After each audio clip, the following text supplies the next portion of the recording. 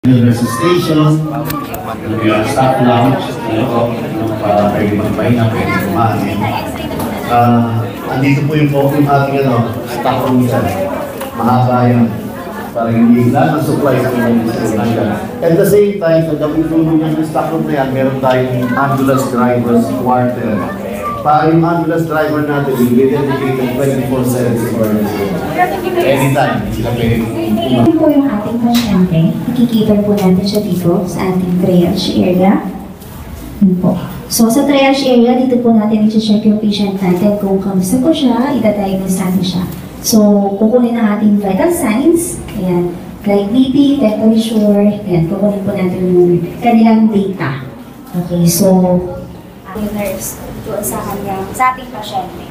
Yan. So kung si patient po is kailangan po natin obserbahan. Okay, dadalhin po natin siya dito sa observation room. Meron po tayong 2 beds dito. Yan, ito na yung brand new beds natin, ano? Yes po. Okay. So ito po yung ating brand new beds na galing po sa ating Michigan. Yan po. So we're health relief po. Yes. Pero brand new yan, ha? 100, brand new po. 120 brand new beds. Yes po. From World Medical Relief. Through the efforts of the President. Yes po. So dito po natin na-obserbahan yung ating pong pasyente. Yan po. So kung si patient naman po ay okay doon sa treatment na ibigay po natin, pwede po natin siyang pauwiin. With advice po ng ating pong doctor. Now po, kung si patient naman po ay kailangan po ng immediate care, okay po, i-treat agad. Meron po tayong 3 bed po dyan. Yan po, di po sa ating likod. Yan po. So, meron po tayong 3 bed. Bed 1, bed 2 po, and bed 3. So, kompleto po yung ating accessories po dito para makita po natin yung ating pasyente during their emergency case. So, sa mga pasyente naman po natin na kailangan naka-wheelchair lang for other observations, pwede din po natin ilagay dito. Now, kung si patient po talagang kailangan ng i-treat, hindi na natin siya maita-transfer, we have a space here po provided for them para naman po maibigay natin yung immediate or emergency care po sa kanila. So, dito po natin siya gagawin. Yun po. So, yun po ang ating process. Siyempre po, with the help po ng ating mga nurses, ng ating mga doctors po.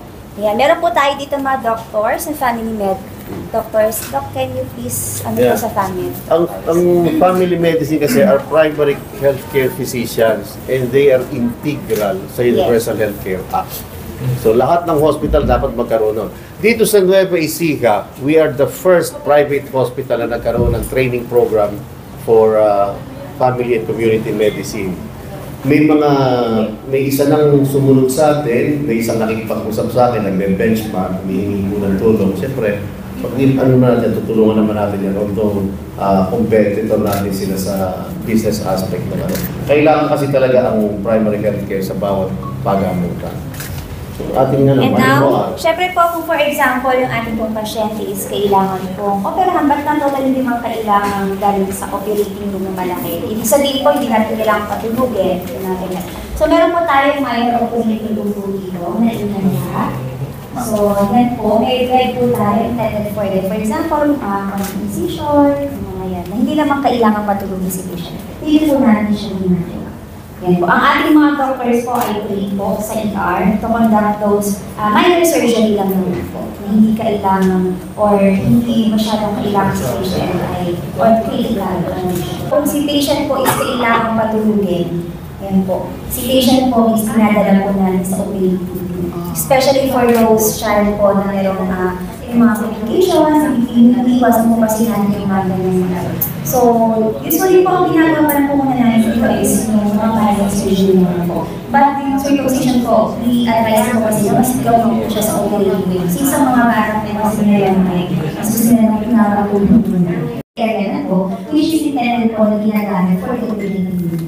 Ayan. So, we have here po an isolation room.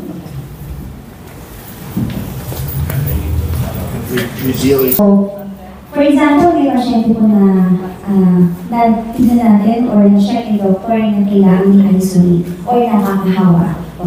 So, meron po tayong intended na isolation room for them para dito po natin sila dadalhin.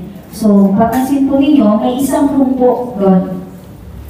Okay. So, ang pasyente, pag nag-diagnose po siya o na-check po ni doktor, na siya po ay may nakakahawang sakit or possible na nakakahawang sakit. So, pinapadaan po natin si patient at dito sila padadaan sa hospital. To prevent po na makahawa or maputin po yung ating ER. Okay po. So, bakit po meron po tayong anteroom? So, kasi po, anteroom tapos may isolation room. Okay. Ito pong door po na to is intended po for the nurses and doctors na pumasok. Dito po sila masusuot ang PPE or protective equipment po.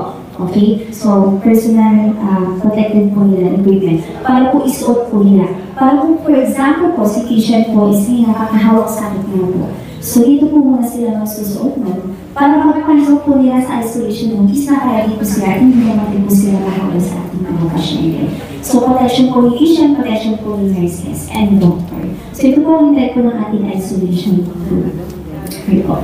So isolation room, pati pala comfort room, meron siya. Talagang dito. Provided po. Yes, na-provide tayo ng comfort room for them din po. Siyempre para maging comfortable naman po yung ating pasyente.